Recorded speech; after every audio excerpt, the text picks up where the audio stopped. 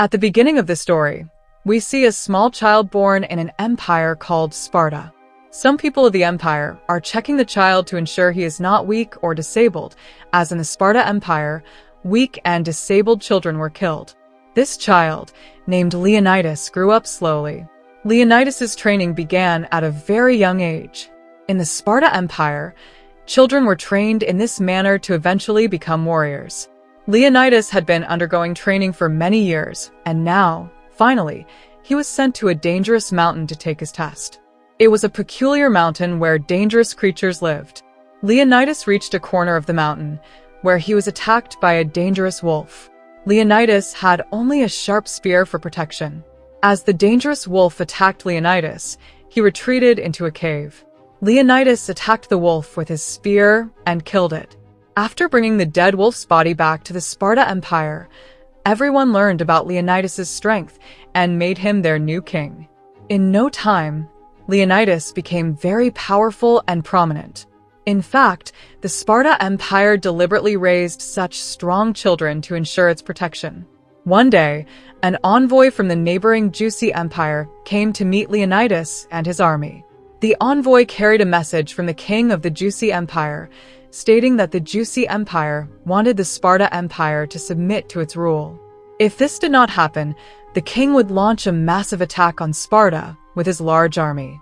The envoy also showed Leonidas and his people the skeletons of the kings who had refused to come under Juicy's rule, intending to intimidate them. The envoy wanted to frighten Leonidas, but Leonidas, enraged, killed the envoy. Leonidas could not easily surrender his empire to anyone. He decided to fight against the Juicy Empire's army, but had to consult the oracles before making any decisions for his empire. In fact, for years, there had been certain women in the Sparta Empire who could literally communicate with the gods. Whenever something needed to be done in Sparta, the oracles were consulted. However, over time, the oracles had been taken over by charlatans. These deceitful old men only stayed with the young women and conveyed the messages from the gods to the people of the empire.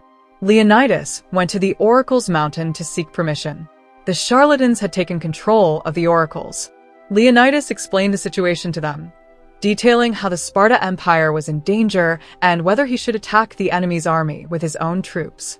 However, before responding, the charlatans asked Leonidas what he had brought as a gift. Leonidas gave them gold, but the charlatans demanded even more gold. Eventually, they gave Leonidas the oracle's message. They told him that if the Sparta army fought against the Juicy Empire, eventually not a single soldier from Sparta would survive, meaning they could not win against the Juicy Empire. When Leonidas learned this, he was deeply shocked because until now, their empire had never lost to any army.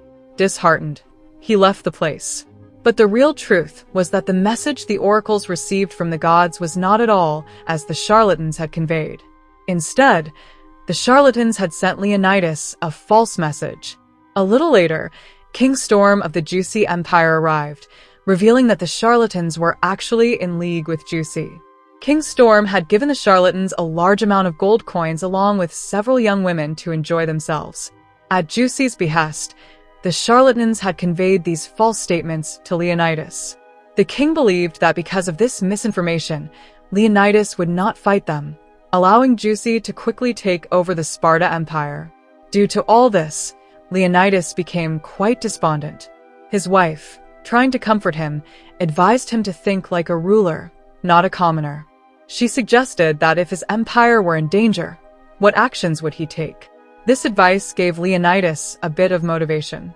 The next day, Leonidas gathered the best warriors from his empire. He wanted to ensure that nothing happened to the rest of his army and that they would only fight the enemies with these brave soldiers.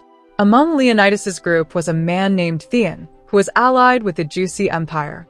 Some people from the empire came to inform Leonidas that according to the oracles, they should not fight against the Juicy army. However, Leonidas pretended that they were not going to fight but were merely going for a walk, and that these soldiers were his bodyguards who would protect him. Leonidas did not want his innocent people to be killed, so he did not want anyone else involved in the battle. Leonidas set out with his brave soldiers towards the Juicy Empire. On their way, they encountered a disabled man who was following them. Eventually, they arrived at a village that was in a terrible state. The village was devastated, and all the inhabitants had been brutally killed. A weak child, who was unconscious, approached Leonidas. When asked, the child revealed that it was the work of dangerous soldiers who were very frightening. Leonidas and his companions were furious at these soldiers for causing such destruction and killing many innocent people. As Leonidas and his soldiers reached the top of the mountain, they saw a large Persian army landing on the shore with the help of boats. The Greeks were shocked by the sheer number of soldiers, but at that moment, a storm was brewing in the water, causing the soldiers' boats to sink. The Greeks were very pleased, feeling as if the gods were on their side. However, Leonidas could not celebrate yet as he sensed something was amiss. When he and his companions went around to the other side of the mountain, they saw millions of Persian soldiers who had already reached the shore. It turned out that everything they had seen was just a ruse. To divert the attention of the soldiers and prevent them from reaching the Sparta Empire, which would make it impossible to save his empire, Leonidas and his soldiers decided that there was only one way to enter the deadly mountain. The path inside the mountain was very narrow, allowing only a few soldiers to pass at a time. Leonidas and his army planned to quickly kill the incoming soldiers and wait for the next wave, so they could fight a manageable number of soldiers at a time. At that location, the disabled man named Drake arrived. Drake wanted to help Leonidas in this entire battle. He had even donned a warrior's costume. Drake was one of the children born disabled, but when his parents learned of this a few years ago, they decided to leave the Sparta Empire permanently because disabled individuals were killed in Sparta. However, Drake had always dreamed of becoming a brave soldier and protecting his people. Leonidas knew that Drake could not fight effectively and would become a liability if he joined the soldiers. Nonetheless, Drake reassured Leonidas that he could fight well. Leonidas asked Drake to lift his shield slightly, but Drake failed because it was too heavy. Consequently, Leonidas advised Drake that he could not fight with the soldiers, but could assist by tending to the wounded, which would be a great help to the army. After being turned down by Leonidas, Drake was very angry and decided that he would take revenge on Leonidas. Meanwhile, Leonidas and his remaining companions were ready to fight the first wave of Juicy soldiers. Leonidas's army fearlessly started attacking them, while the Juicy soldiers launched their assault. Leonidas's companions were eliminating the soldiers in large numbers, indicating that each of Leonidas's companions was equivalent to several soldiers. In no time, Leonidas's team had defeated thousands of soldiers. The first group of soldiers had been eliminated, which meant that Leonidas and his team had achieved their first victory. When Juicy learned of this, he personally came to meet Leonidas. Juicy was very impressed by Leonidas and his team's bravery and wanted Leonidas to work for him. Juicy said that anyone who had stood against him until now could not last even 5 minutes, but all of Leonidas's warriors were very special.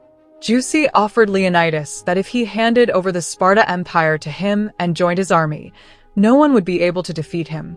Leonidas flatly refused Juicy, saying that he would not concede defeat so easily. Juicy was extremely enraged by Leonidas's refusal and, the next day, sent his most dangerous team of soldiers to attack Leonidas. This team consisted of terrifying demons who continuously attacked Leonidas's army. However, Leonidas and his entire team were trained to defeat even the most formidable enemies. They formed a team and began to fight off the demons. Juicy, completely furious, ordered all his soldiers to attack. Juicy's army also included individuals who attacked with bombs and some monstrous creatures of enormous size. Juicy thought that no one could withstand these creatures, but a soldier managed to decapitate one of the creatures with his sword. Additionally, Juicy had included many animals in his army that could attack and kill Leonidas's team. Despite this, Leonidas's team fought well and managed to defeat more than half of Juicy's army. However, during the battle, the general's son was killed, leading them to decide to temporarily retreat. Juicy realized that these people could not be defeated in this manner and needed a new plan to separate them. After the general's son's death, everyone mourned that night. For the first time, someone had died so quickly in their group. On the other side, we see Drake going directly to Juicy. Drake wanted to take revenge on Leonidas, so he went to Juicy and offered his help. Juicy told Drake that it was very cruel of the gods to make him the way he was, and that Leonidas and his entire army did not recognize his capabilities. However, Juicy promised to give Drake money, women, and everything he desired. Drake fully joined Juicy's team. Juicy then asked Drake how they could defeat Leonidas and his army. Drake revealed the path through which they could infiltrate and surround Leonidas from all sides, effectively betraying Leonidas. Meanwhile, Leonidas's wife was informing the council that they must send help to their remaining soldiers to save the Sparta Empire. However, no one wanted to change the oracle's decision. Among the council members was Thyon, who worked for Juicy. Thyon was trying his best to prevent any aid from being sent to the soldiers. In desperation, Leonidas's wife begged Thyon to help, stating that otherwise Leonidas and his entire army would be killed. Thyon responded that he would gain nothing from this. Leonidas's wife argued that as Thyon's king, it was his duty to help his king. However, Thyon kept politics and personal matters separate. When Leonidas's wife asked what Thyon wanted, it became clear that Thyon had a corrupt interest in her and wanted to establish a relationship with her. With no other options left, Leonidas's wife agreed to a physical relationship with Thyon to ensure her husband's and the soldiers' safety. The next day, in the council meeting, Thyon started speaking against Leonidas's wife, accusing her of working for Juicy. This enraged Leonidas's wife, who then attacked Thyon directly, stabbing him in the stomach with a sword. As Thyon's body fell, gold coins spilled out of his pockets. The gold coins had Juicy's picture on them, which made it clear to all the council members that Thyon was Juicy's man. After this incident, everyone began to trust Leonidas's wife. Meanwhile, Drake was shown directing Juicy's entire army to the path that would allow them to surround Leonidas and his remaining forces from all sides. Juicy's vast army began advancing continuously. One of Leonidas's men spotted the advancing army and went back to report to the team. He informed Leonidas that the soldiers were trying to surround them from all sides and that escape seemed impossible. For the first time, Leonidas felt a hint of fear, but he told his soldiers that they were soldiers of the Sparta Empire and would never bow to any enemy. Therefore, they had to fight the enemy's soldiers until the end. Before the battle began, Leonidas had sent one of his men back to their empire to spread the news that even if they could not save all the soldiers, they had won. He also gave a locket to his wife. Soon, Juicy's vast army surrounded the entire area from all sides. Leonidas and his companions could not escape anywhere. Juicy's general approached Leonidas and said that there was still time. If Leonidas joined Juicy's army, their king would spare his life. At that moment, Drake stepped out from the soldiers, revealing that he worked for Juicy and had provided the path for the army to surround them. Leonidas felt betrayed that one of his own had deceived him. After much thought, Leonidas bent his knee, recalling his childhood moments when he first fought a dangerous wolf. The fear he felt then had vanished, and even today, he had no fear of his enemies. In the next moment, Leonidas instructed one of his men to attack. The man, stepping on Leonidas's back, killed Juicy's general. Juicy's king then ordered his entire army to attack them. Leonidas and his companions fought fiercely to the last breath. They continued fighting. Leonidas threw a sharp spear towards the king, which grazed his cheek, leaving him bleeding profusely. Despite this, the sheer number of soldiers attacking led to the defeat of Leonidas and his entire team. The man Leonidas had sent to deliver a message to the empire informed the council that all their people were now gone. He also handed over the locket to Leonidas's wife, which Leonidas had asked him to deliver. She was deeply saddened but also felt proud, and she decided to give the locket to her son, hoping he would grow up to be as brave as his father. The man who had been sent by Leonidas then motivated the remaining soldiers, urging them to go against the oracle's decision. He encouraged them to unite in order to save their empire.